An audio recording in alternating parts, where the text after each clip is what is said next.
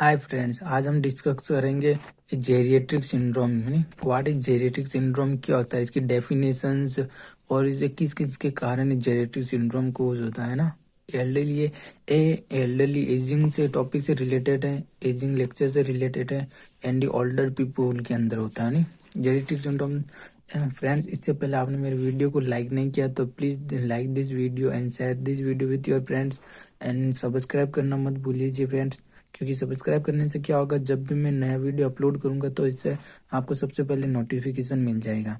तो चलिए friend discuss करते हैं जेनेटिक सिंड्रोम क्या होता है। A number of problem commonly experience by the elderly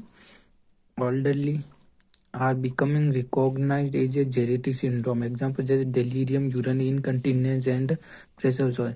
यानी कि नंबर ऑफ प्रॉब्लम यानी बहुत सारी प्रॉब्लम जो कॉमनली आमतौर पर क्या एक्सपीरियंस की जाती है, किसके द्वारा, भाई एल्डरली के द्वारा। यानी एल्डरली पीपल है तो उसके द्वारा बहुत सारी प्रॉब्लम एक्सपीरियंस अनुभव की जाती है यार। लेकिन उन सबको रिकॉग्नाइज इन सबको रिकॉग्नाइज पहचाना जाता है, इन्हें जेनेटिक सिंड्रोम कहलाता है ना।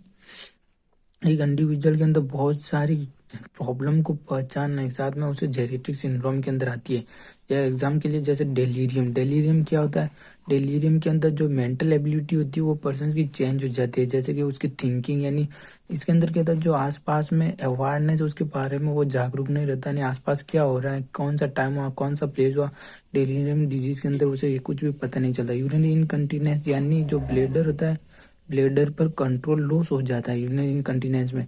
जैसे कि किसी व्यक्ति को अब जब पेशाब करने की अर्ज हुई, तो ऐसे एल्डरली पीपल के अंदर जब भी उसे अर्ज होगी तो उससे पहले ही, उसे अर्ज होने से पहले उसको क्या होगा, यूरिन पास आउट हो जाएगा, यानी पेशाब लग जाएगी। एंड प्रेशर सोर्स कब लगता है, जब कोई इंडिविजुअल प्रोलॉन्ग्ड बेल टाइम होता है, प्रोलॉन्ग्ड एक ही पोजीशन में रहता है, चेंज नहीं करता है, तो वहां पर क्या लगता है, उसे स्किन लेयर पर प्रेशर लगता है, जिसके कारण अल्सर का फॉर्मेशन होने लग जाता है।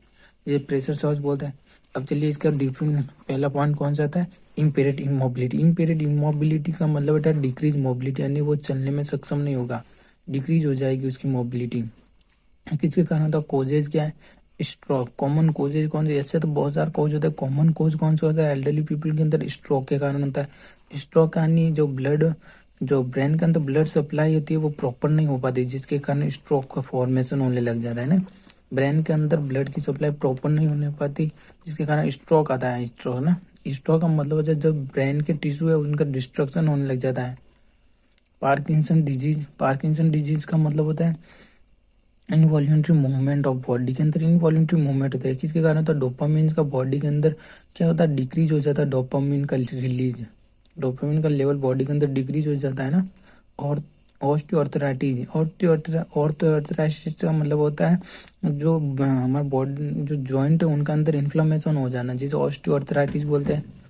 सेंसरी डिफिशियंट हो जाता है, सेंसरी जो नर्व होती है, सेंसरी जो हमारा सेंसरी होता है वो डेफिशिएट हो जाता है। ट्रीटमेंट के अंदर क्या करें, encourage patient to active as possible, जितना पॉसिबल हो सके इनकरेज करना पेशेंट को कि वो एक्टिव रहिए। इफ द पेशेंट क्या है, is bed assist perform range of motion exercise.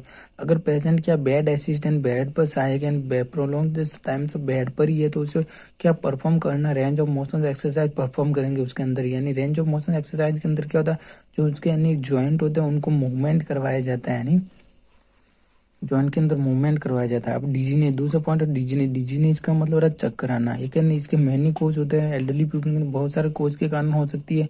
Some common cause कौन कौन से होते हैं, dysfunction of the cerebral cortex, जो है ब्रेन के अंदर सेरेब्रल कॉर्टेक्स का भाग होता है उसका डिस्फंक्शन होने के कारण, सेरिबेलम डिस्फंक्शन के कारण, जो सेरिबुलर का भाग होता है उसका डिस्फंक्शन के कारण, ईयर बॉक्स इन्फेक्शन के कारण। ईयर बॉक्स इन्फेक्शन का मतलब इसे, इसका मतलब है जो ईयर कैनाल होती है उसके अंदर जो है ना, इसके अंदर क्या होता है, ईयर बॉक्स होता है, जो ईयर बॉक्स जो नेचुरली ये सबके अंदर फॉर्मेशन होता है, इसका ये हार्ड हो जाता है, जिसके कारण इम्पेयर्ड हो जाता है नहीं, जिसके कारण डिजीनेस कोज हो सकता है ईयर बॉक्स इसे। अच्छा, अब तीसरा पॉइंट आता है फेल एंड फेलिंग। इसका मतलब गिर जाना ना, फेल और फेलिंग, गिर जाना।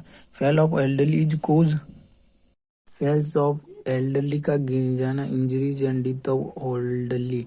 फेल्स ऑफ फेल्स अब एल्डरली के गिरने से क्या होगा, इंजरीज होगी एंड हो सकता है डिथ ऑफ एल्डरली, एल्डरली का क्या, एल्डर पीपल पर्सन का क्या डिथ भी हो सकती है। कोजेज क्या है, चेंज इन इन्वायरमेंट के अंदर किसी प्रकार का चेंज आना।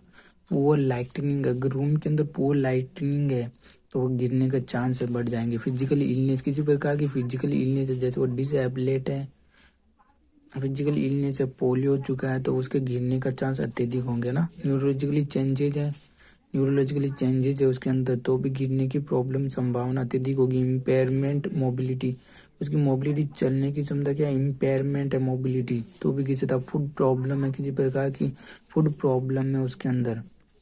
विजुअल प्रॉब्लम है, उसे देख नहीं पा रहा है ना, तो भी गिरने के चांस अत्यधिक होंगे। देर आर मैनी कोजेज, इसके अलावा भी बहुत सारे इसके कोजेज है। मैनेजमेंट में हम क्या करेंगे present, adequate lightning in room के अंदर, एडिक्वेट प्रॉपर लाइटनिंग रखेंगे। वियर द लूज क्लोथिंग, उसको वियर पहनाएंगे, लूज ढीले डाले क्लोथिंग यानी कपड़े पहनाएंगे। यूरिनरी इनकंटिनेंस क्या है, यूरिनरी इनकंटिनेंस क्या, loss of bladder control. Urinary incontinence का मतलब है लॉस ऑफ ब्लेडर कंट्रोल, जो ब्लेडर पर कंट्रोल होता है वो लॉस हो जाता है। इसके कारण क्या, weakness of pelvic floor muscle, जो हमारी पेल्विक फ्लोर मस्कल्स होती है उसका वीकनेस हो जाता है ना।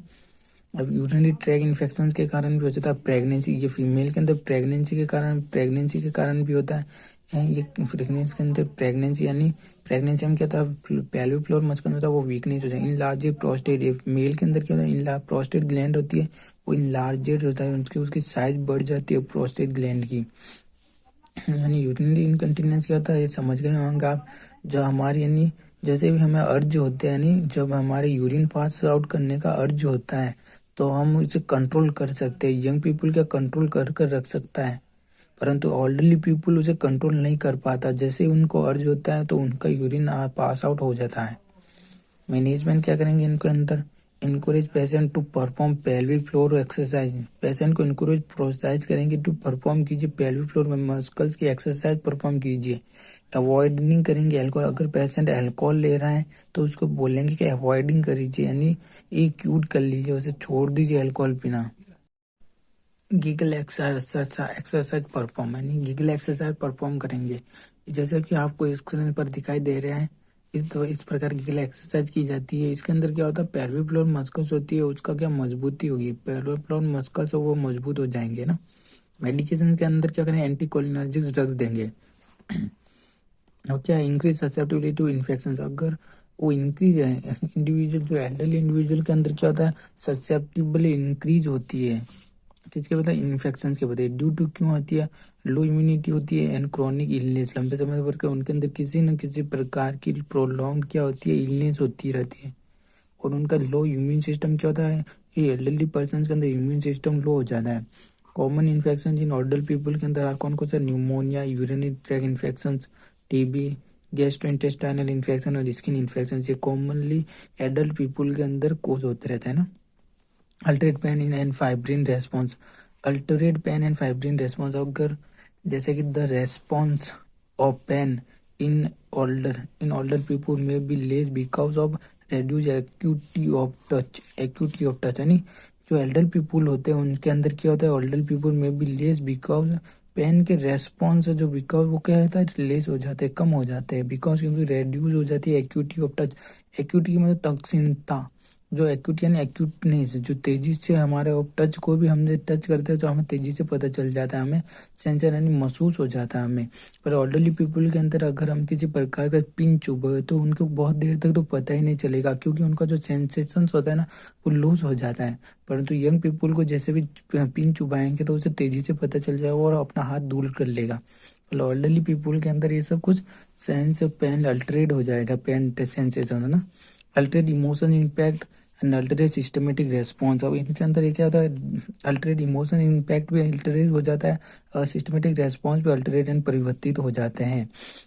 Thank you for watching this video friends, share this video and friend please like subscribe कर लीजिए फ्रेंड्स इस यूट्यूब चैनल को। Thank you for watching friends.